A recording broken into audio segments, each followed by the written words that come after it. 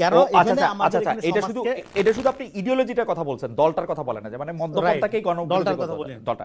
তাহলে হ্যাঁ, যারা এখানে আমরা, মধ্যপন্থা ডেভেলপই হয় নাই। তাহলে আমরা, মধ্যপন্থা ডেভেলপ হয় নাই দেখে এখানে যখন বিএনপি ডানের দিকে ঢুকে বামপন্থীরা গালি দেয়, এই সর্বনাশ হয়ে গেছে হুম, বিএনপি। হুম। হ্যাঁ, আবার যখন বিএনপি আপনার বামের দিকে ঢুকে ডানরা বলে এই তো ভারতের দালাল তার হয়ে মানে গেছে, এটা দিয়ে কিছু হবে না। তার মানে হ্যাঁ, হচ্ছে যে তার মানে হচ্ছে যে আপনি যাদেরকে ব্রাহ্মণ্যবাদী বামপন্থা বলতেছেন, সেটা হচ্ছে যে একটা ডিসকোর্স, এটা আসলে নির্দিষ্ট দল না, এই দলের মধ্যেও অনেকে থাকতে পারে ওরকম। আর মধ্যপন্থা বাংলাদেশে এখনো দাঁড়ায় নাই, সেই মধ্যপন্থাকে অলরেডি গণবিরোধী করতে চাচ্ছে। আমরা আরো শুনবো আপনার কাছে, আমরা একটু জনাব মেঘমল্লার বসুর কাছে যাই। জনাব মেঘমল্লার বসু, আহ, জি। প্রথম কথা হচ্ছে যে গত এক বছরে আমরা নানা রকম মব কালচার দেখেছি, যাকে সরকারের মুখপাত্র বা আমাদের প্রেস সচিব, আমাদের প্রিয় সাংবাদিক বড় ভাই শফিক ভাই, যাকে প্রেসার গ্রুপও বলেছেন।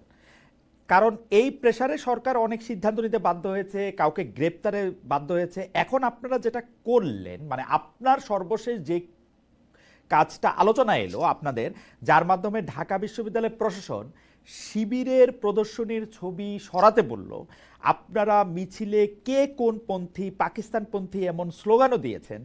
এটা এক ধরনের মব কালচার কিনা? আমি আবার একটু বলে রাখি, দর্শকরা যারা জানেন তারা জানেন, যারা জানেন না তাদের জন্য বলি। আপনি আবার আরেকটা আপনার সোশ্যাল মিডিয়ামে আপনি এটা বলেছেন যে আপনি যেটা পাকিস্তানপন্থী এই স্লোগানটা দিয়েছেন, এটা ঠিক কে পাকিস্তানি, পাকিস্তানপন্থী না, আপনি তো পাকিস্তানি যে স্লোগানটা দিয়েছেন সেটা আসলে হয়তো ঠিক করেন নাই।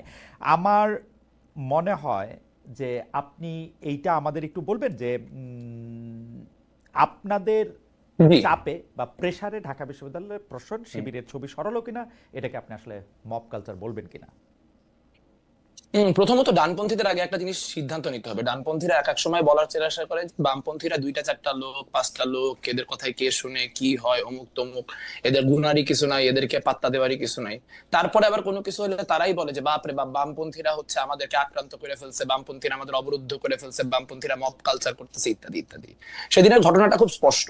সেদিন যখন কিনা এই ছবিগুলো টাঙানো হয়েছে, তখন শুধু বামপন্থী না, ছাত্র দলের নেতৃবৃন্দ সেখানে, বাকশাসের নেতৃবৃন্দ সেখানে, ক্যাম্পাসের যারা মানে স্বতন্ত্র গুরুত্বপূর্ণ চরিত্র, তারা সবাই এটা নিন্দা জানাইছে এবং তাদের মোটামুটি অনেকেই প্রশাসনের সাথে এটা নিয়ে যোগাযোগ করছে। বিকাল নাগাদ যখন আমরা এখানে অবস্থান নিই, এটা আপনি মব বলতে পারতেন যদি আমরা 100 জন লোক নিয়ে যাই সেটা খোলার ব্যবস্থা করতাম। কিন্তু আমরা কি সেখানে লোকজন যে দাঁড়ায় থাকছি, আমরা সেখানে স্লোগান দিছি, কিন্তু আমরা কিন্তু ওইখানে যাই কোনো ভাঙাভাঙি বা কোনো রকম সম্মুখ গ্যাঞ্জামের দিকেই যাই নাই। আমরা সুন্দর মতো প্রক্টোরিয়াল টিমকে বলছি, প্রক্টোরিয়াল টিম আসছে, প্রক্টোরিয়াল টিম সাথে এসে তাদের বিবেচনা মতে তারা সেই ছবিগুলো খুলে নিয়ে চলে গেছে। এই এখন ছবিগুলি, কোয়েশ্চেন হচ্ছে যে আমার একটু আরেকটু বলি আমি, আপনার এই ছবিগুলি সরাইতেই হইলো কেন? মানে আমি যদি ওই জায়গাটা থেকেও একটু বলি, ছবিগুলি থাকলে কি হইতো? এখন ধরেন আপনি বলতে পারেন যে হচ্ছে যে এটা তো মানে এরা হচ্ছে আপনার কি বলে বিচারিক হত্যাকাণ্ডের ভিকটিম। এখন প্রথম কথা হচ্ছে যে বিচারিক হত্যাকাণ্ডের ভিকটিম, এবং হচ্ছে যে তাদেরকে আসলে আমরা ভিকটিম হিসেবে ডিসপ্লে করছি, তাদেরকে আমরা কোন রকম কি বলবো হিরো হিসেবে পোর্ট্রে করছি না। যদি এইটা অবস্থান হয় তাহলে আসলে কথাটা অন্য, যেটা শিবির মুখে বলার চেষ্টা করতেছে। কিন্তু আমরা দেখতে পেয়েছি আপনারা যে স্লোগান নিয়ে কথা বলছেন, যে আমি যখন স্লোগান দিয়েছি তুমিও জানো আমিও জানি জামাত মানে পাকিস্তানি, তার উল্টা সাইডে তারা তারা স্লোগান দিচ্ছে যে নিজামীর বাংলায় কি শাহবাগীর ঠাঁই নাই, সাইদির বাংলায় শাহবাগীর ঠাঁই নাই, গোলাম আজমের বাংলায় শাহবাগীর ঠাঁই নাই, কাঠ ঠাঁই নাই, ইত্যাদি ইত্যাদি। তো গোলাম আজমের বাংলা বলে তো কোনো কিছু এক্সিস্ট করে না। আমি এই কথাটা গতকালকে একটা টক শোতে বলছি। আমি যখন বলতেছি যে জামাত মানেই পাকিস্তানি, আমি পাকিস্তানি অ্যাজ এন এথনিসিটি বলতেছি না। সেটা তো কত চমৎকার চমৎকার গজল গায়কে, গজল মেঘমল্লার আপনি চমৎকার, মেঘমল্লার আপনি চমৎকার বলতেছেন। আমি শুধু আপনাকে একটা জিনিস, মানে আমার প্রশ্নটা আমি ক্লিয়ার করি। প্রথম কথা, একটা রাজনৈতিক দল যদি একটা বিচারিক আদালতের রায়কে বিচারিক হত্যাকাণ্ড মনে করে, যদি মনে করে যে তাদের ছবি দিয়ে তাদেরকে দেশপ্রেমিক বলতে হবে, সেইটা বিচার করার ভার কি আমাদের নিজের হাতে তুলে নেওয়া উচিত? উনি যদি কারো আপনি তুলে নিছেন তো, আপনি তুলে নিয়ে তার একটা পাল্টা জায়গায় নিয়ে গেছেন তো। কেউ যদি বলে যে নিজামীর বাংলায় অমুকের ঠাই নাই, যে কারো বাংলায়, মানে এটা এখন রনির বাংলায় বললে বা মেঘমল্লারের, আমি যেমন এটাকে মেঘমল্লারের বাংলা বলতে চাই, তো এখন রনি যদি আমাকে এটার জন্য আক্রমণ করে, রনিকে এটা আক্রমণটা করতে পারবে নাকি ওর জাজ করতে হবে ও ঠিক বলতেছে না ভুল বলতেছে? কি করবে আসলে? প্রমাণ কোথায় হলো? মানে আমরা তো এখানে সম্মুখ অবস্থান নিছি, কোন রকম তো কোনো মানে কি বলবো হতাহতের ঘটনা তো ঘটে নাই। না, হতাহতটা মানে পরে হয়েছে, মানে আমি তো আদর্শটাই আমি বুঝতে চাচ্ছি আপনার কাছে খারাপ কেন লাগতেছে বিশ্ববিদ্যালয়ের হ্যাঁ, জায়গায়, খুব বিশ্ববিদ্যালয়ের খুব ক্লিয়ারলি বলি জি যে বলেন তো। ধরেন তারা যুদ্ধাপরাধী কিনা এই নিয়ে আপনি তর্ক করেন, সমস্যা নেই, কিন্তু তারা যে রাজাকার এটা নিয়ে তো কোনো দ্বিমত নাই। তারা যে পাকিস্তানের পক্ষে অবস্থান নিয়েছিল 1971-এর সময়, এবং তারা সেই সময় আল বদর বলেন, আল শামস বলেন, এই বাহিনীগুলির নেতা হিসেবে অনেক লোকজন ছিলেন। তাদেরকে আমি বলতেছি যে তাদের বাংলায়, বাংলাদেশ তো একটা কনসেপশন, বাংলাদেশ তো শুধুমাত্র একটা রাষ্ট্র না। আপনি যখন পাকিস্তানের মতো, আমরা বলছি 47 আমাদের অর্জন, আমাদের অর্জন 47-এর ঘটনা ধরে আপনি যখন দেশভাগের ক্ষেত্রে আপনি বলতেছেন। কিন্তু মিস্টার বসু, আমার আসলে আমার দেশ সম্পর্কে আইডিয়াটা আপনি আমাকে আরেকটু কনসেপ্টটা যদি একটু ক্লিয়ার করতেন। আমার তো ধারণা ছিল যে বাংলাদেশটা হচ্ছে এমন একটা দেশ, সেটা সবারই বাংলাদেশ, রাজাকারদের বাংলাদেশ এটা হইতে পারবে না। এইটা কি আমরা চাই যে রাজাকারদের কি আমরা এখন কোথাও ফেলে দিব বা কোথাও তাড়িয়ে দিব যদি আমাদের শক্তি থাকে? ব্যাপারটা কি এরকম চিহ্নিত করব? মানে রাজাকাররা তো সরকারের আশপাশ দিয়ে ঘোরাঘুরি করতেছে, তারাই দেওয়ার আলোচনা আসতেছে কোত্থেকে? আমার যেটা খুব প্যারা লাগতেছে গোটা কনভারসেশনটাই মনে হচ্ছে যে জামাত ইসলামী সামহাও 5ই আগস্টের পরের একটা প্রান্তিক ক্যারেক্টার। মানে আপনি আমাদের প্রক্টর বলছে তিনি নাকি পারমিট উইথড্র করছেন, তারপরে প্রোগ্রাম 3 দিন চলছে, তাহলে ডিফ্যাক্টো প্রক্টর তো আসলে এস এম ফরহাদ এখন ঢাকা বিশ্ববিদ্যালয়ে। সো এইভাবে কথা বলার তো কোনো সুযোগ নাই যে তারা প্রান্তিক এবং তাদেরকে জায়গা দেওয়া হইতেছে না। তারা গত 1 বছর ধরে প্রোগ্রাম করছে, আজকে এবার কি তারা প্রথম প্রোগ্রাম করলো? 36শে জুলাইয়ের প্রোগ্রাম তারা টিএসসির ভিতরে বিশাল বিশাল হোর্ডিং দিয়ে টানা করছে। আমরা তাদের সাথে রাজনৈতিকভাবে অপোজ দেখে আমরা কি করছি, আমরা 14ই ডিসেম্বর টিএসসির বাইরে অন্যান্য বিভিন্ন রকম ডেমনস্ট্রেশন করে ওখানে অন্যান্য আপনার মানে 14ই ডিসেম্বরের যে ইতিহাস সেটা সামনে আনার চেষ্টা করছি। তো গণতান্ত্রিক পলিটিতে সেটাই হবে যে আমি তো তাকে কখনোই মানে কি বলবো আক্রান্ত করে উঠাই দিতে হবে, তাকে ছড়াই দিতে হবে, এই কথা তো কেউ বলতে যায় নাই। কিন্তু আপনি দেখেন যে আমি মানে একদম চিহ্নিত পাকিস্তানপন্থী নেতাদের ছবি 36শে জুলাইয়ের প্রোগ্রামে আপনার ওখানে বসায় দিলাম, এবং বসায় দেওয়ার পর যে রিপারকাশন আসলো, সেই রিপারকাশন কিন্তু গোটা পলিটিটা থেকেই আসলো। কিন্তু সেটা পার্টিকুলারলি যেহেতু আমরা ওখানে ভ্যানগার্ড অবস্থানে না বসু, আমি বলি আমার কিন্তু অন্য পলিটিক্যাল পার্টিগুলি কি বলছে না বলছে, আমি শুধু আপনার ধ্যানটাই আমি আসলে বুঝতে চাই যে আপনি যে আচ্ছা তাহলে বলি আপনার কেন আপনি কেন মানসিক বা শারীরিকভাবে আহত হচ্ছেন ওদের ছবি এখানে টানানো দেখে, মানে মানে মানে আমি রাজাকারের ছবি দেখে না, আমার আহত লাগে না, কারণ আমি তো আর ওদেরকে আমি তো বাংলাদেশটা সব মানুষের বাংলাদেশ জানতে মনে করি আর কি।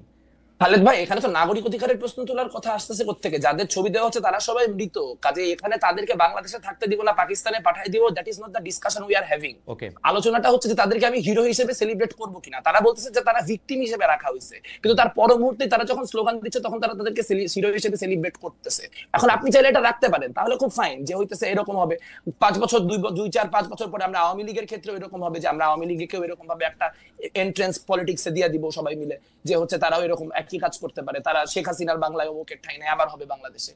কিন্তু তাহলে গণহত্যা কোয়েশ্চেনটা আসলে আমাদের কাছে সিরিয়াস না, আমাদের কাছে এটা সিরিয়াস এনাফ না যেটাকে আমরা লেফট ভার্সেস রাইট বা এই লেন্সে আমাদেরকে দেখতে হচ্ছে। কোয়েশ্চেন এটা না যে ওখানে বামপন্থীরা এরকম অবস্থান নিল কেন, কোয়েশ্চেন হচ্ছে এইটা যে আরো সবাই মিলে নিতে পারলো না কেন। একটা ছোট্ট জিনিস বলি যে আমি যখন বলতেছি পাকিস্তান, আমি পাকিস্তান তখন একটা ধারণা হিসেবে বলতেছি, আমি পাকিস্তান একটা কনসেপ্ট অ্যাজ অ্যান আইডিওলজি বলছি, আমি পাকিস্তান অ্যাজ এ নেশন হিসেবে বলতেছি না। পাকিস্তানি হওয়া কোনো দোষের কিছু না, অনেক ভালো ভালো মানুষ পাকিস্তানি, আমাদের অনেক পাকিস্তানি কমরেড আছে। আমরা যখন বলতেছি মানে আপনার গোলাম আজম পাকিস্তানি, তার মানে গোলাম আজম তো 1972-এর পরে পাকিস্তানের সিটিজেনও ছিলেন, পুরো পাকিস্তান পুনরুদ্ধার কমিটির কাজকর্ম তারা করেছেন।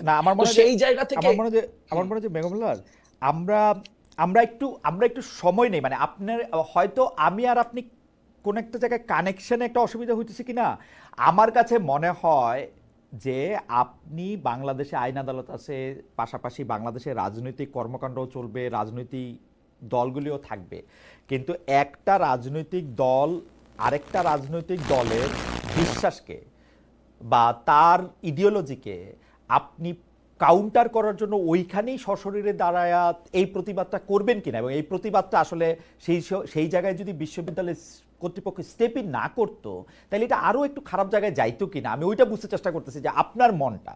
যেমন আপনি আমার প্রশ্ন করলেন রাজাকারের ছবি দেখলে কি আমার খারাপ লাগবে না, না আমার লাগবে না, ছবি দেখার সাথে খারাপ লাগার কোনো সম্পর্ক নাই, কারণ আমি আমার ইডিওলজি জানি, আমার ইডিওলজির সঙ্গে অন্য একটা ইডিওলজি আমাকে ব্যাহত করে কিনা বলতে আমি বুঝাতে চাই যে বাংলাদেশের সবার মতই থাকবে। আপনার মতটা যদি এখানে আপনি একটু বলতেন যে কেন আমাকে একটা ছবি দেখে খুব বিহব্বল হয়ে যেতে পারবে, কেন একটা স্লোগান শুনে আমাকে খুব কেঁপে উঠতে হবে, কেন, কারণটা কি? কারণ এখানে আমরা খুব স্পষ্টত দেখতে পাচ্ছি 24-এর যে অভ্যুত্থান, সেই 24-এর অভ্যুত্থানকে নানান ফর্মে 1971-এর কাউন্টার হিসেবে জামাত শিবির দাঁড় করানোর চেষ্টা করতেছে। এটা কোনো আইসোলেটেড ইনসিডেন্ট না, এই ইনসিডেন্ট গুলা বারবার করে ঘটতেছে। মুখপত্রে বারবার করে লেখা হচ্ছে যে জামাত হচ্ছে কি কিছু মুসলমান ভুল বুঝে মুক্তিযুদ্ধে অংশগ্রহণ করছিল, সেই জায়গাটা নিয়ে আবার যখন যথেষ্ট চাপ আসতেছে তারা সেখান থেকে সরে যাচ্ছে। মানে সাথী এই সোহরাওয়ার্দী উদ্যানে একটা প্রোগ্রাম করার সুযোগ পাইছে, প্রোগ্রাম করা শেষেই প্রথম কথা বলছে যে 7ই মার্চেও এত লোক হয় নাই, সোহরাওয়ার্দী উদ্যানে যে পরিমাণ লোক হয়েছে। এখন মুক্তিযুদ্ধের বিরুদ্ধে অবস্থান নিয়ে যদি আপনারা গণ্যমান্য ব্যক্তি আপনারা যদি সিদ্ধান্ত নেন যে বাংলাদেশে জামাত ইসলামী মুক্তিযুদ্ধের বিরোধিতা করলেও রাজনীতি করতে পারবে, রনি ভাই আছে, রনি ভাই অনেক পোস্ট মডার্নিজম, মুক্তমুখ, লেনিনিজম নানান কিছু দিয়ে ব্যাখ্যা দিতে পারবে যে হ্যাঁ মুক্তিযুদ্ধ বিরোধী অবস্থান নিয়ে বাংলাদেশে রাজনীতি করা যাবে, ফাইন, সেটা আপনাদের পলিটিক্যাল অবস্থান, এটা আমাদের পলিটিক্যাল অবস্থান না। আমাদের পলিটিক্যাল অবস্থান হচ্ছে ছাত্র শিবির নতুন প্রজন্মের, তারা যদি রাজনীতি করতে চায়, তারা যদি বাংলাদেশে অন্য সবার সাথে মিলে রাজনীতি করতে চায়, ওয়েল অ্যান্ড গুড। আমরা 24 অভ্যুত্থানের মধ্যে দিয়ে আসছি, আমরা চাই নাই যে পুরানো যে মানে গ্যাঞ্জাম গুলো সেই গ্যাঞ্জাম গুলো ফিরে আসে, কিন্তু তারা যদি বারবার করে মুক্তিযুদ্ধের ব্যাপারটাকে ট্রিগার করার চেষ্টা করে তাহলে আমরা ট্রিগার্ড হব। এবং আপনি কনস্ট্যান্টলি ট্রিগার করার চেষ্টা করে কেউ ট্রিগার্ড হলে তখন ভিকটিম প্লে করবে, এটা হইতে পারে। ওকে, মেঘমালার বসু তার অবস্থান পরিষ্কার করেছেন। আমরা একটু আবার রেজাল্ট করিম রনির কাছে যাই, এই বিষয়টি একটু বোঝা